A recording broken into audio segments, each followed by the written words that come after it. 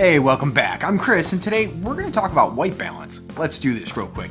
Now we're going to talk about white balance. I'm going to show you how to white balance on this camera. It's going to be similar to your camera, but one thing, don't get white balancing confused with your gray card. Now your gray card is kind of, well, older. You don't really need a gray card so much anymore because your camera's meter does a pretty good job of getting 18% gray.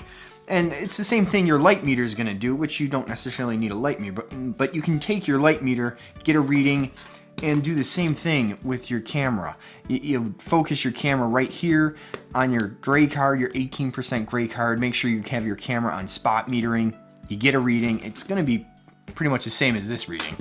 So gray card is not used for white balancing. White balancing is used with a white card, and it's really just telling your camera that this is the color white under this lighting condition. And theoretically, you want to white balance for every change in lighting condition. So if you're outside, you want to white balance again. If you're inside, you want to white balance. If you go somewhere else with different lights, you want to white balance.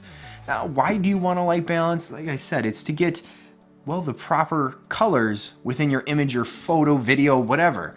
Each light is going to cast, well, a color cast to it. It's going to have a certain degree on the Kelvin scale of color temperature. Fluorescent lights that are daylight balanced are just that. They're daylight balanced to be, what is it? I forget, like 5,000 Kelvin or something like that.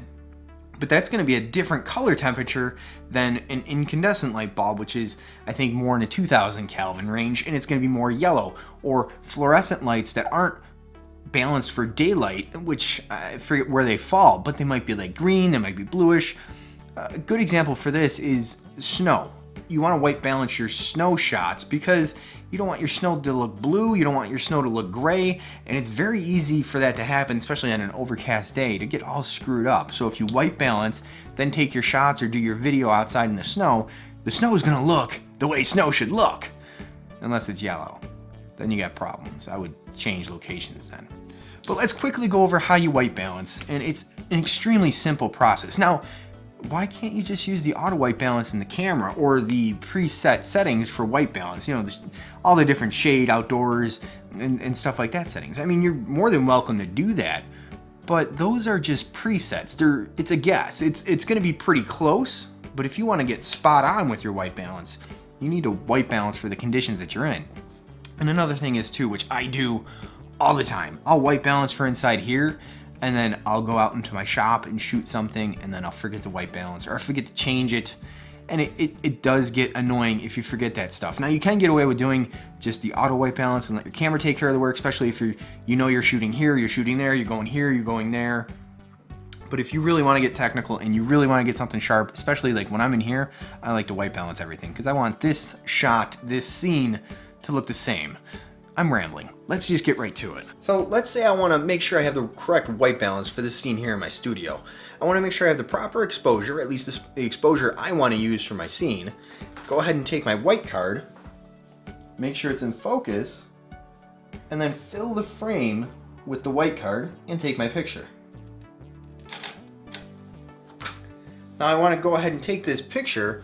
I can flip it back to video if I want, or if you're doing photos, stay in photo. But I want to go to menu and find white balance. Go to custom white balance, select the picture I just took, and basically tell the camera, yes, this is the picture I want to use for my white balance data, and then go ahead and flip it over to custom white balance. Now the camera is in custom white balance with the custom white balance data from the picture I just took. And it should look pretty good. Those colors should look pretty accurate to what you're actually seeing. Now let's kind of see how well this accurately reproduced the color. Now that looks pretty good. Now just out of fun, let's do something like this so you can kind of see how your white balance could be off. We'll go to manual again, and what I'm going to do is I'm going to tell the camera that this is our new white balance.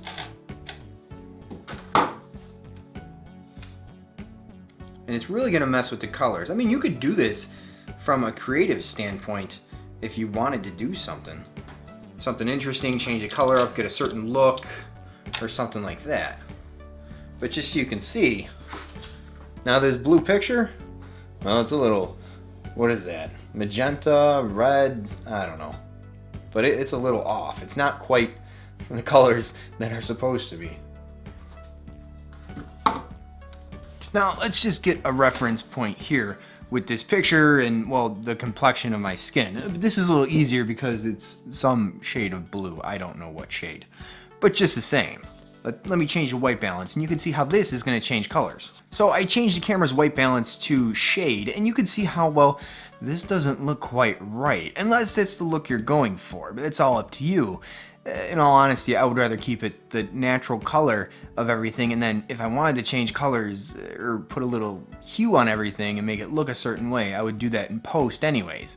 So let me change it again. So this is the auto white balance, and let's see if we can do a side-by-side comparison to, well, the custom white balance that I did earlier. Well, this is the custom white balance, and I know there might not be too many differences, but it's definitely going to help get you a more accurate representation of what everything's supposed to look like, and it's definitely going to help with your videos rather than just keeping it on auto all the time and hoping that the auto does exactly what you need it to do. And this is an easy step to where, like I said, all you do is you get the exposure that you need or that you like. You go ahead and take your white card and fill the frame with your white card and take a picture.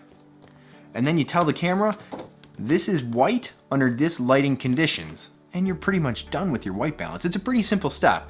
Like I said, don't be like me and don't forget not to just remember to change your white balance if you move to a different scene or a different setting to where, well, you have under different lighting conditions, because that could really mess stuff up. I've done it a couple of times and it's a nightmare to fix in post. It's just, make sure you do it correctly the first time, and when you change scenes, make sure you change your white balance. Anyways, I think we're pretty much done here for today, and I'll see you on the next one. Really a nice point of getting the correct white balance is depending on what lights you're using and stuff like that, especially if you're in the home studio setup, like with the one light that I showed you in the other video, just to, well, improve your video just that much more by doing some of these simple steps. I mean, that's pretty much the whole point of the thing. Anyways, I'm rambling, and I'll see you on the next one. Wait a minute, if you're new here, I definitely welcome you and thank you for joining us. And consider subscribing, it would be pretty cool. But more importantly, if this video helped you out at all in, well, figuring out the white balance in your camera, definitely leave me a comment below. Or if this maybe gave you a better understanding what white balance actually is and why your camera may not do the best with the auto white balances and everything like that. Or if this video just confused you like crazy, leave me a comment, because then, well, I'll make a better video trying to explain it more. Anyways, I'm rambling again. You'll find out I do that a lot. So I'll see you on the next one.